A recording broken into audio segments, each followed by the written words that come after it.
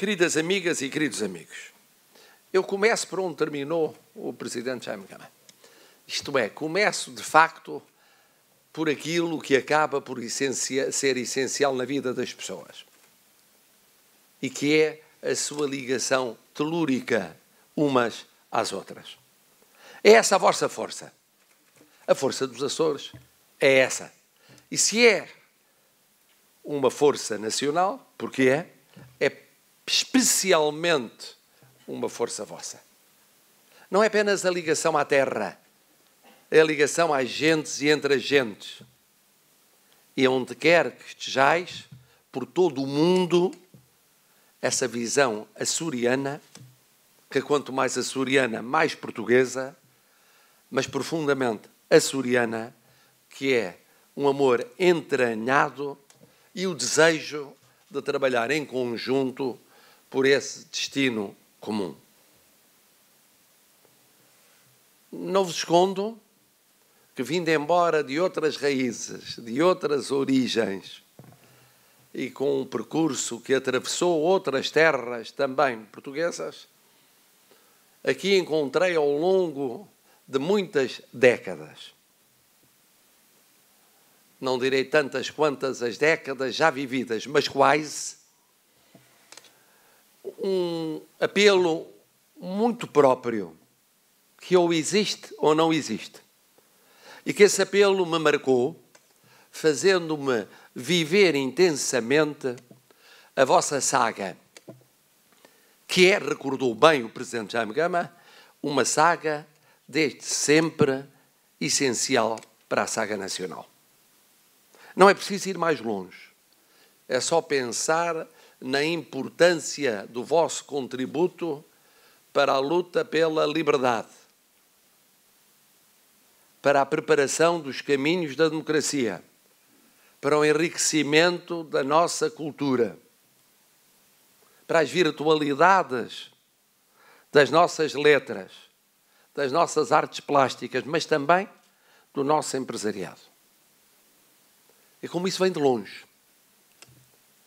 E se por vezes foi menos claro, foi precisamente porque visões excessivamente centralistas, próprias da autocracia, para não dizer monocracia, do regime ditatorial, como que estabeleceram uma ruptura, não total, mas parcial, nessa vivência coletiva que vinha do passado e chegava ao século XX.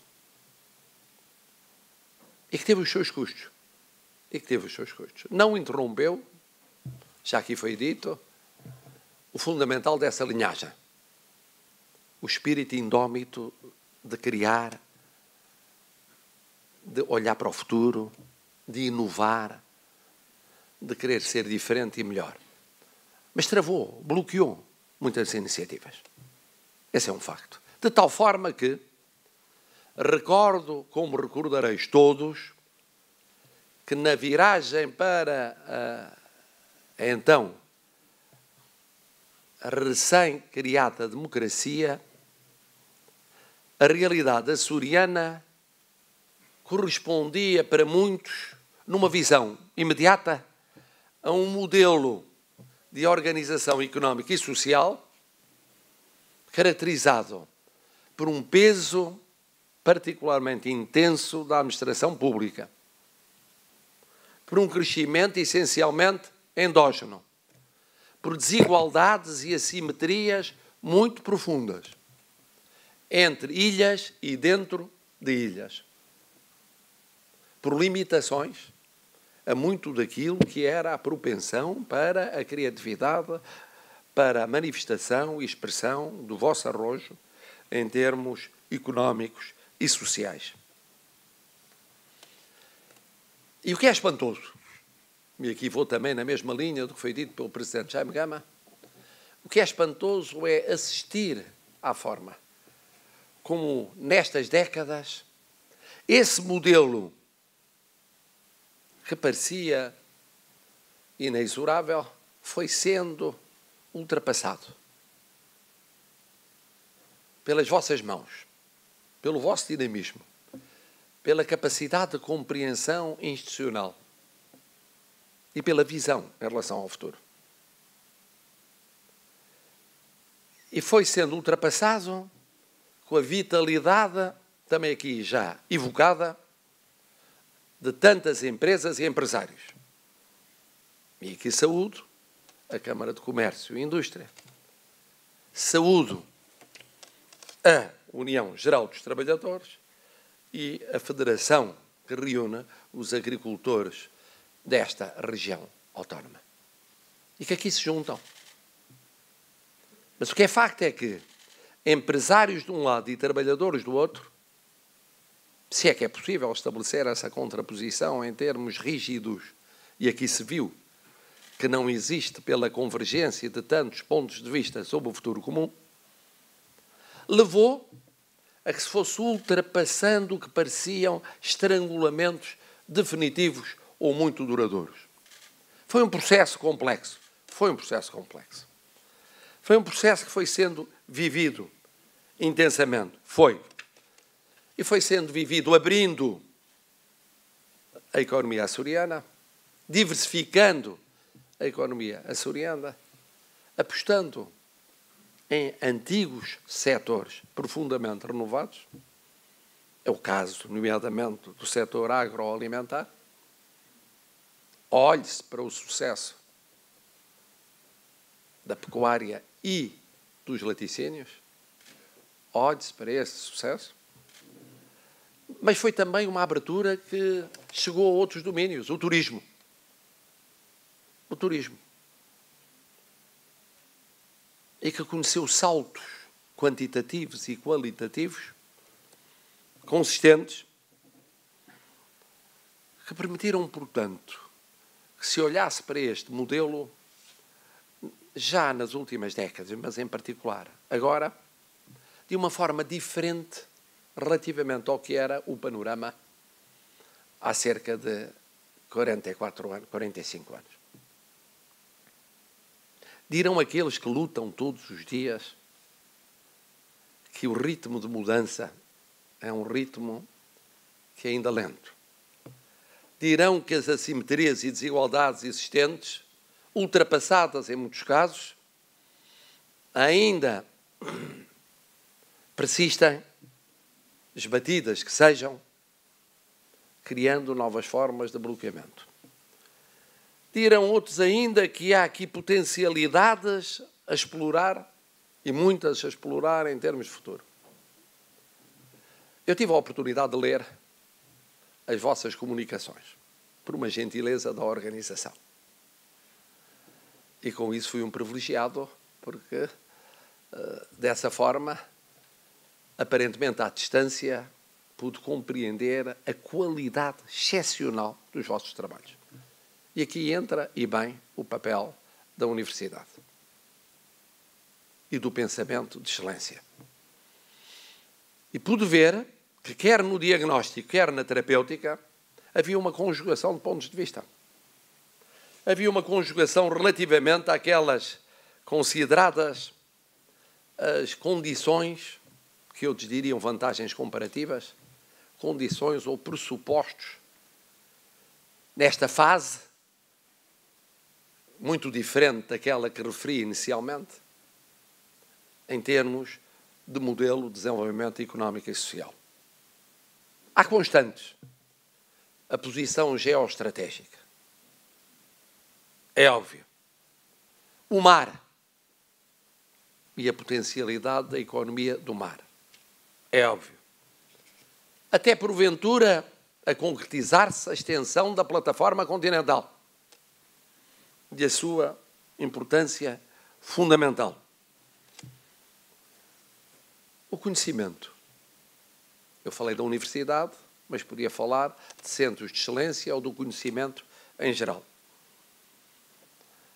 Aquilo que existe patentemente de passos já dados nos vários domínios, na agricultura, no comércio, na indústria. A vertente aeroespacial, que está por reformular e aprofundar. A sensibilização de muitos cá dentro e lá fora relativamente a essas componentes que são estratégicas por um lado, são económicas por outro, são políticas por outro, são sociais por outro. E simultaneamente, aquilo que o convívio com o exterior veio dinamizar. Porque esse convívio veio do contacto económico, financeiro e social, mas veio do turismo. Lembro-me ainda, não sei se lembranão, talvez entre 30 anos atrás e 20 anos atrás, de um grande debate sobre os malefícios e os benefícios do turismo para a região autónoma dos Açores. Foi um debate que apaixonou os intervenientes, que de vez em quando, aliás, é um debate que a nível nacional continua a estar presente. E eu aprendi imensíssimo porque, ouvindo argumentos de um lado e do outro, com aquela racionalidade que não deixa de ser emotiva e afetiva, mas com aquela racionalidade que é um dos vossos predicados, ali estavam todos os argumentos imagináveis para defender uma coisa exatamente do seu contrário. Havia virtualidades, e há virtualidades indiscutíveis, que são económicas, são financeiras, são sociais, são culturais. Aí se juntava a importância da ligação permanente à vossa diáspora, que é outra daquelas condicionantes estruturais, riqueza portuguesa, mas riqueza açoriana, fortíssima. Fortíssima. Fortíssima. E que foi muito importante no arranque do turismo. Hoje poder-se-á dizer que é importante, mas não tão importante como foi nesses ensaios. E depois havia os argumentos que, no fundo, se prendiam mais com a qualidade, com a gestão da oportunidade e com a preocupação de ir atingindo patamares cada vez mais positivos na afirmação de um processo que em si mesmo era obviamente positivo. E não se tratava de questionar o processo por causa de algumas das facetas ou das componentes do processo em si mesmo.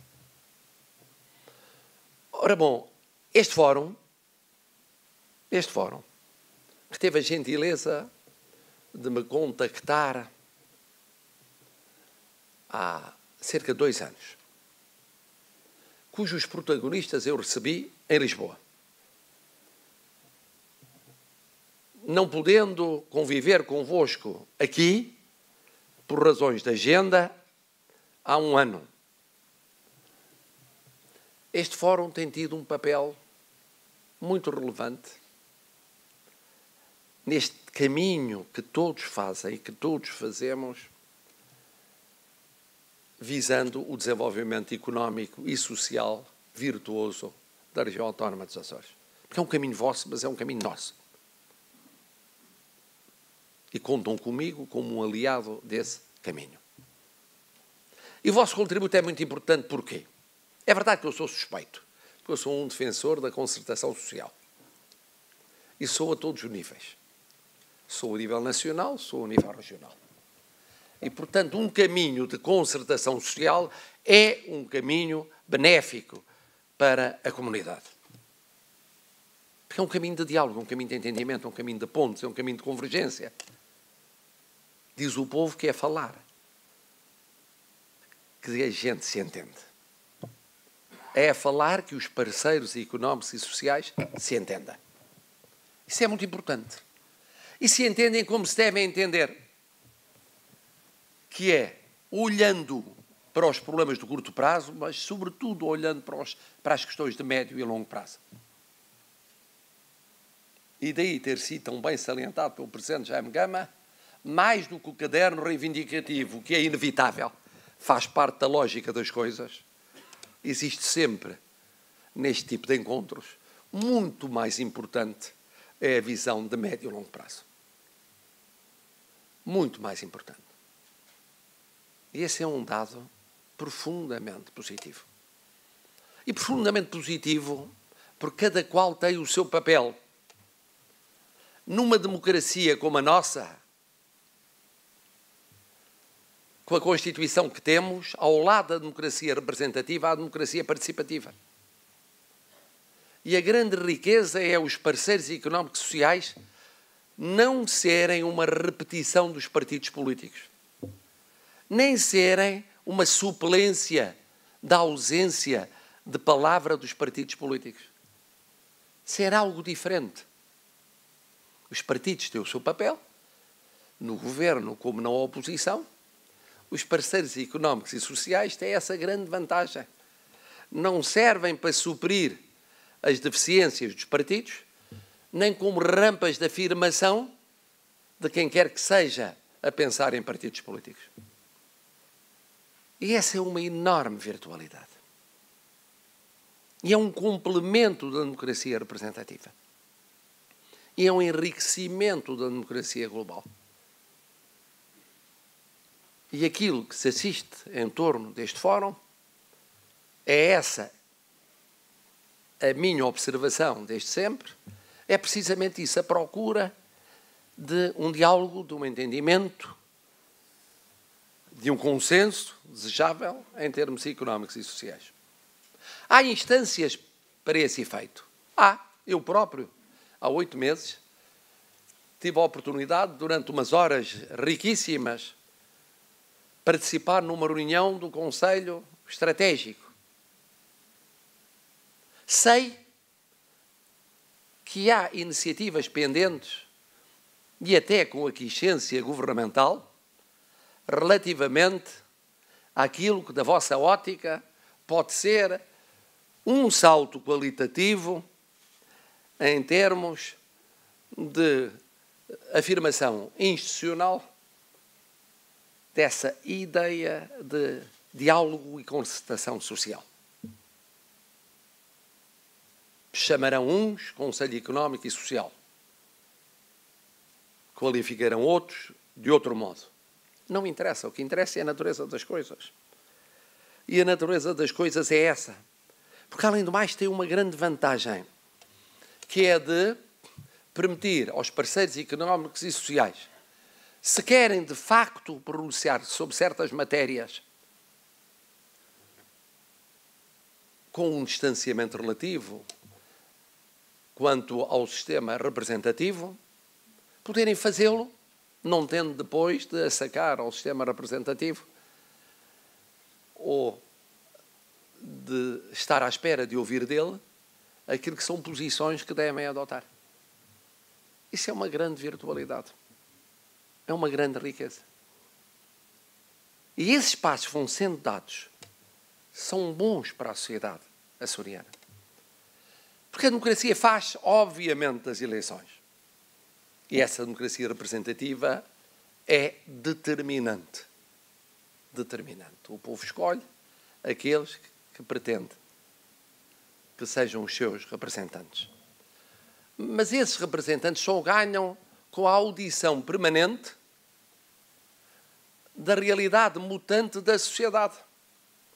E essa realidade traduz-se por várias formas, também na vida partidária, mas fora da vida partidária, nomeadamente no diálogo, no entendimento, no confronto de posições entre parceiros económicos e sociais. E por isso a vossa reflexão de hoje foi tão estimulante e tão importante. Eu percorri os vários trabalhos, desde as questões que têm a ver com o financiamento da economia açoriana, um problema que, como imaginam, se coloca também a nível nacional, até às questões sociais, à superação das assimetrias. E como essa superação é muito condicionada por fatores externos e não apenas internos. Até, aqui já foi dito, há dificuldade de possuir estatísticas no relacionamento até com o todo nacional. Porque o todo nacional, porventura, também não tem facilidade em proporcionar essas estatísticas. Depois, o enquadramento europeu. Pelo meio, a experiência das atividades produtivas, nas suas vicissitudes do dia-a-dia. São documentos verdadeiramente excepcionais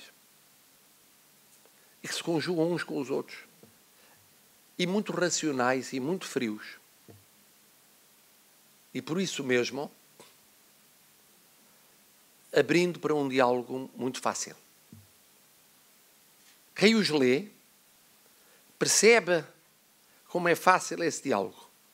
Isso é tão importante, porque a minha experiência me diz, responsável político fui em vários níveis, como às vezes em comunidades, que são comunidades em que todos se conhecem, o que é uma vantagem enorme em termos de proximidade, é difícil despersonalizar as questões que devem ser despersonalizadas. Esse é um apelo que eu, aliás, faço sempre ao longo deste meu mandato, que é olhar para as questões e não estar propriamente a pensar nas pessoas. Olhar para o médio e longo prazo e não estar necessariamente a pensar no imediatismo da gestão do dia-a-dia, no conjunturalismo. E penso que esse é o vosso ponto de vista. Olho para vós e tenho a certeza que nenhum de vós está a pensar num benefício pessoal, numa carreira pessoal, numa ambição pessoal, mas apenas numa ambição coletiva e comunitária. Isso é uma riqueza extraordinária. É evidente que há, ao lado das condicionantes positivas, há condicionantes que nos preocupam. E o Presidente Jaime Gama falou de algumas delas. Preocupa-nos, por exemplo, na relação com a Europa. O que diz respeito à posição que a Europa vier a tomar, e isto não é irrelevante para Portugal como um todo, como não é para os Açores, em matéria de coesão e de política agrícola comum. Não é relevante haver cortes e a dimensão desses cortes. Não é relevante haver uma alteração no regime de cofinanciamento. Não é irrelevante saber as condições de elegibilidade. Não é relevante saber quem vai gerir e como e com que participação nacional e regional os fundos. Porque estamos a falar de 21 a 27. Não estamos a falar de amanhã. Estamos a falar de 2021 a 2027. E sabemos como um momento europeu é um momento difícil. Porque é difícil o caminho para um entendimento entre os vários Estados-membros, sobre a União Económica e Monetária, sobre as migrações, sobre os refugiados, mas também sobre o quadro financeiro multianual. Eu não escondo, já o disse, repito aqui, que para mim é muito importante e faz a diferença haver decisões antes das eleições europeias e antes de uma nova Comissão, haver decisões depois das eleições europeias e depois de uma nova Comissão.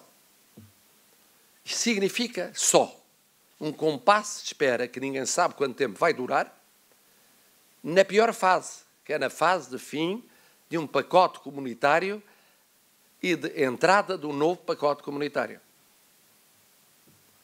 É o pior exemplo que a Europa pode dar, ou poderia dar, a nível internacional, seria essa indefinição sobre ela própria. Já não falo do risco de maior fragmentação no Parlamento Europeu, ou no risco de uma Comissão Europeia mais fraca do que esta. E esta é uma luta muito importante. Uma luta por decisões nos próximos 6 a 9 meses. Porque a partir do começo do ano estamos em pré-campanha a nível do Parlamento Europeu. Logo, o contexto europeu é muito importante. Eu olho para vós e vejo que no vosso pensamento estão coisas tão concretas como o preço do leite, como os investimentos do pilar 2º da PAC no domínio do desenvolvimento rural.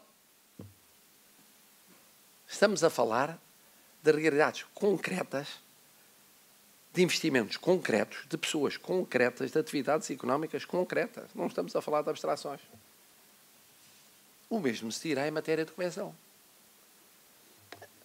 Uma Europa que se quer forte tem que ser mais coesa. Como é que pode ser mais coesa se deixa de apostar na coesão social e territorial? É menos coesa, mais dividida, mais fragmentada. Esta é uma condicionante que nos preocupa. Como nos preocupa o garantir que a Europa não deixe de considerar como sua prioridade o crescimento e o emprego. Como a Europa que não tenha essa prioridade, é mais difícil um Portugal que tenha essa prioridade. E mais difícil uma região autónoma dos Açores que tenha essa prioridade. Porque se projeta, nomeadamente, nos investimentos, no financiamento, em geral, das economias. Há, pois, uma série de condicionantes em que eu sinto que estamos todos unidos e a conjugar as nossas vontades, que são essenciais para o nosso país e são essenciais para a nossa região autónoma dos Açores. E digo bem nossa, porque é vossa, mas é nossa.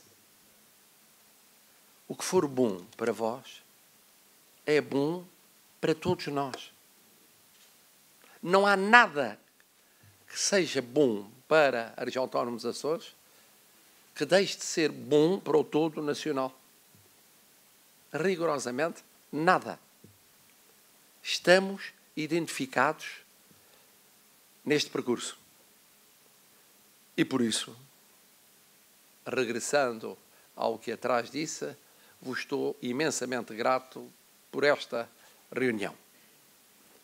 Por ter havido, pela qualidade do trabalho, pelo esforço de conjugação de esforços, pela despersonalização das questões, pela perspectiva de longo prazo, por terem escolhido um estadista para estar convosco no dia dos anos e ser, como que mais do que porta-voz qualificado, o intérprete legítimo do vosso sentir no fim desta reunião. Eu saio feliz e saio orgulhoso como Presidente da República Portuguesa. E tenho a certeza que o Sr. Presidente do Governo Regional também sai feliz e orgulhoso. Porque é bom sentir que há exemplos destes. São estes exemplos que dignificam a política. É por eles que vale a pena continuar a servir. No vosso caso, os açorianos servindo Portugal, no meu caso, servindo Portugal, servindo sempre também os açorianos. Muito obrigado.